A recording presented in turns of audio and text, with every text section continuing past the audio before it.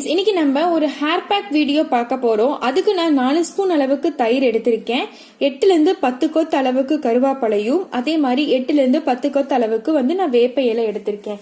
இது எல்லாத்தையுமே பாத்தீங்கன்னா நல்லா வாஷ் பண்ணிக்கோங்க. வாஷ் பண்ணிட்டு நம்ம மிக்ஸி ஜார்ல சேர்த்து அரைச்சு எடுத்துக்கணும். நம்ம பாத்தீங்கன்னா எல்லாமே நம்மளுடைய முடிக்கு தகுந்த மாதிரி தான் எடுத்துக்கணும். அதனால அளவு இவ்வளோதான் அவ்வளோதான் அப்படிங்கிறது இல்ல. நீங்க எந்த அளவுல இலைகள் எடுத்தாலும் தயிர் பாத்தீங்கன்னா உங்களுக்கு ரொம்ப வாட்டரியா வேணுமா ஹேர் பேக் இல்ல ஓரளவுக்கு திக்கா வேணுமா அதுக்கு தகுந்த மாதிரி நீங்க எடுத்துக்கோங்க. இப்போ இது எல்லாத்தையுமே நம்ம அரைச்சு எடுத்துக்கலாம். உங்களுக்கு ஒருவேளை தயிர் வேண்டாம்னு நினைச்சீங்கன்னா அதுக்கு பதிலா நம்ம தண்ணி ஊத்தி கூட அரைச்சு எடுத்துக்கலாம். இது போல நல்லா அரைச்சு எடுத்துக்கோங்க.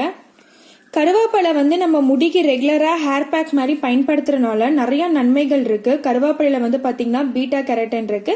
நம்ம முடி உதிர்வுகளை தடுத்து நம்மளுக்கு முடி அதிகமா வளர்ச்சியை கொடுக்கும். ஹேர் நல்லா திக்கா growth ஆக ஆரம்பிக்கும். தயிர் பாத்தீங்கன்னா நேச்சுராவே பாத்தீங்கன்னா ஒரு கண்டிஷனர் தான். ட்ரை அண்ட் ஃப்ரிஸி ஹேர் இருக்கிறவங்க யூஸ் பண்றதுனால ரொம்ப ஒரு கண்டிஷனர் மாதிரி இருக்கும். அப்புறம் ஹேர் நல்லா ஷைனிங்காவும் இருக்கும்.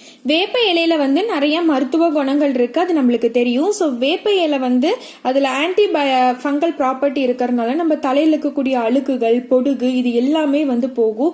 ரொம்பவே சூப்பரா இருக்கும். நம்ம ட்ரை ஹேர்ல இருந்து நம்ம முடிய வேப்ப இலை பாதுகாக்கும். சோ ரெகுலரா அதை யூஸ் பண்ணும்போது நல்லாவே ரிசல்ட் கிடைக்கும். சோ நம்ம எண்ணெய் அப்ளை பண்ணிட்டு அதுக்கப்புறமா ஹேர் பேக் போடுங்க. அதாவது எண்ணெய் தேக்காத முடியல ஹேர் பேக் போடாதீங்க. அப்ப ரொம்ப உங்களுக்கு ட்ரை ஆன மாதிரி இருக்கும். சோ எப்பவுமே ஹேர் பேக் எண்ணெய் தேய்ச்சு அதுக்கப்புறம் அது நல்லா ஓவர் நைட்டோ இல்ல ஒரு 2 to 5 ஹவர்ஸோ நல்லா சோக் பண்ண பிறகு இந்த பேக் அப்ளை பண்ணி மைல்ட் ஷாம்புவால வாஷ் பண்ணுங்க. சோ இந்த வீடியோ பிடிச்சிருந்தா மறக்காம சேனலுக்கு சப்ஸ்கிரைப் பண்ணுங்க.